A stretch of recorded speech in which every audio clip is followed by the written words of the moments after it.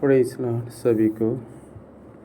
जय मसीह की। प्रभु आप सबको बड़ी आशीष दे। आज का जो कहानी है बहुत ही इंटरेस्टेड है। परमेश्वर सचमुच में जो इस कहानी को पूरा आखिर तक आप वीडियो को सुनेंगे और देखेंगे आखिर तक इस वीडियो को, इस कहानी को सुनेंगे, सचमुच में आप एक बड़ी नॉलेज को लेने पाएंगे। एक बड़ी नॉलेज मतलब ज्ञान की बातें आप समझ पाएंगे इस कहानी के द्वारा, जो कि ऐसे मनगढ़ंत कहानी नहीं है। ये एक बहुत ही महान परमेश्वर के दास, प्रभु के दास, परमेश्वर के श्रेष्ठ दास, विश्वास करने वाले एक व्यक्ति की कहानी है जिसको परमेश्वर ने एक बड़ी आशीष को दिया।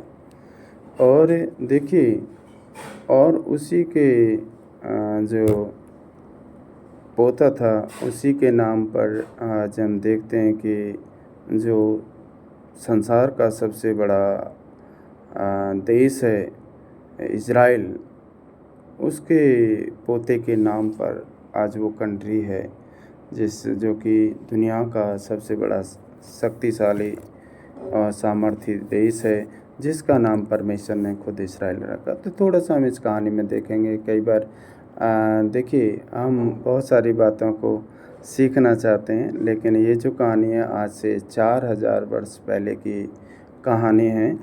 और ये जो परमेश्वर का दास अब्राहम है उनकी कहानी है। कई बार अब्राहम, इसहाक, याकूब, इस्माइल, इन नामों को सुन कर के हम लोग सोचते हैं ये तो मुस्लिम नाम है या अलग कोई नाम है, लेकिन हमें जो ज्ञान की बातें हैं, जो हमारे लिए बहुत ही एक बड़े नॉलेज की बात है, उसको हमें लेना चाहिए। ठीक है, तो यहाँ पे हम लोग सीखेंगे अब्राहम के बारे में। और ऐसे लिखा है कि जो अब्राहम का पिता था उनका नाम तेरह था, और उनका जो बिजनेस था, उनका जो काम था, वो मूर्ति बनाने का काम था और मूर्ति बेचने का काम था।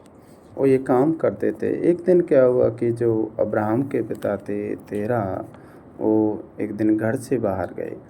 और जब वो घर से बाहर गए तो जो अब्राहम थे उन्होंने क्या किया कि डंडा लेकर के जितना भी छोटी छोटी मूर्तियाँ थीं उन सारी मूर्तियों को क्या किया, तोड़ डाला। सारी मूर्तियों को तोड़ डाला और उस जो डंडे को, जो वहाँ पे सबसे बड़ी वाली मूर्ति थी, उसके हाथ में थमा दिया। और जब उसका पिता आया, वापस आया, तो उसने देखा तो कि सारी मूर्तियाँ टूटी हुई पड़ी हैं। तो उसने पूछा ये किसने किया है, तो किसने तोड़ा है इन सारी मूर्तियों को। तो उसने बता दिया कि जिसके उसने क्या किया, उस डंडे को सबसे बड़ी वाली मूर्ति के हाथ में पकड़ा दिया, थमा दिया। तब उसने कहा कि ये आप देख रहे हैं जिसने डंडा पकड़ रखा है, उसी वाली बड़ी वाली मूर्ति ने छोटी वाली सारी मूर्तियों को क्या कर दिया, तोड़ दिया। उसके पिता ने कहा अरे ऐसे कैसे हो सकता है, ये मूर्तियाँ कैसे इनको तोड़ सकती है, वो कैसे, वो चल नहीं सकती है, वो बोल नहीं सकती है, वो स्पष्ट नहीं कर सकती है, वो हाथों को नहीं चला सकती है, वो क्योंकि वो मिट्टी की बनी हुई है। तब अब्राहम का जो फोकस था वो ये था कि जो पाखंड है और अंधविश्वास से उन्हें निकालना चाहते थे। तब अब्राहम ने अपने पिता से कहा जब ये चल नहीं सकती हैं, लकड़ी की बनी हुई हैं, मिट्टी की बनी हुई हैं, पत्थरों की बनी हुई हैं, जब ये चल नहीं सकती, खा नहीं सकती, देख नहीं सकती, कुछ कर नहीं सकती हैं, तो आप इनकी आराधना पूजा क्यों करते हो।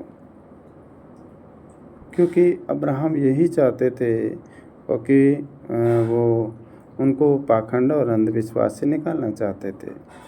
और उन्होंने कहा कि ये इंसान के हाथ की बनाई हुई एक कारीगरी है, इसमें परमेश्वर नहीं रहता है।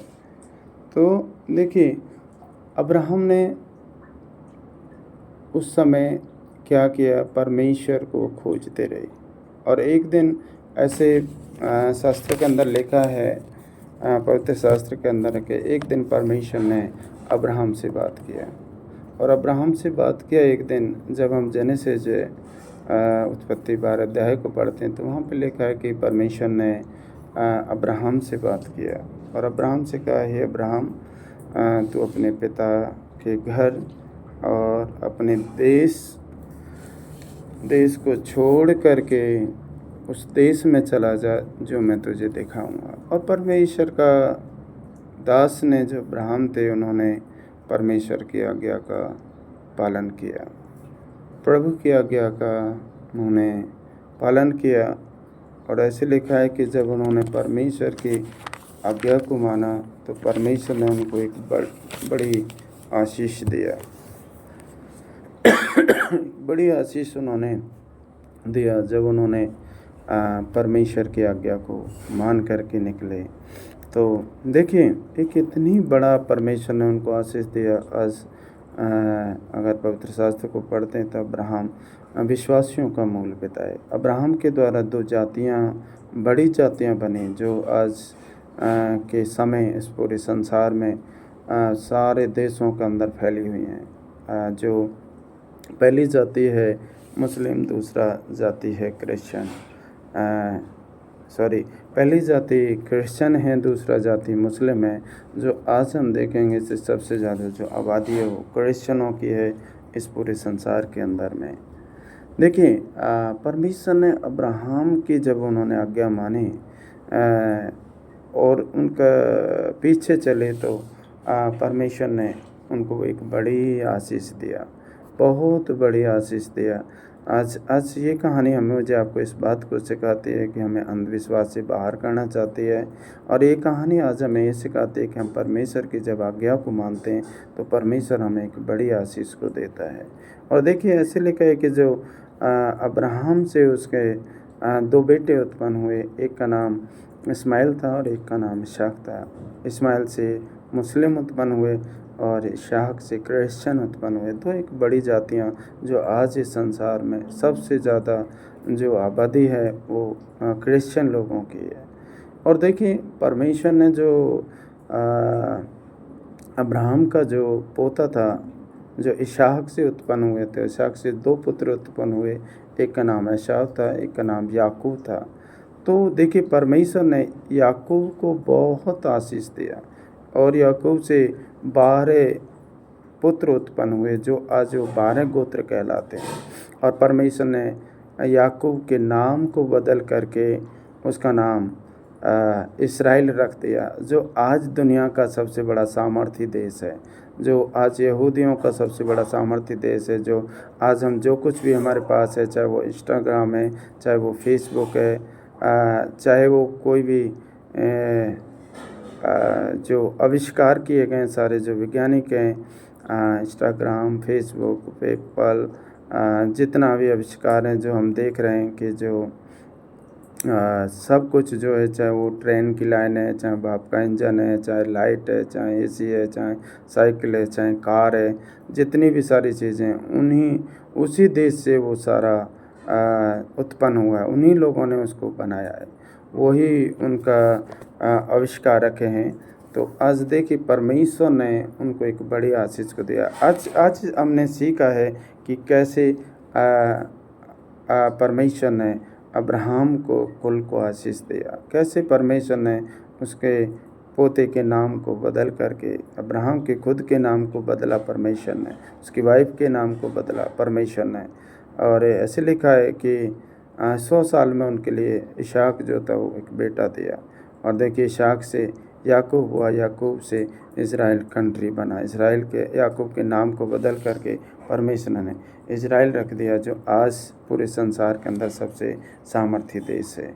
आज की कहानी के द्वारा देखिए, बड़ी आशीष आपको मिले, परमेश्वर आपको बहुत आशीष दे। मैं समझता हूँ कि आपने आज से कुछ नॉलेज को प्राप्त किया है।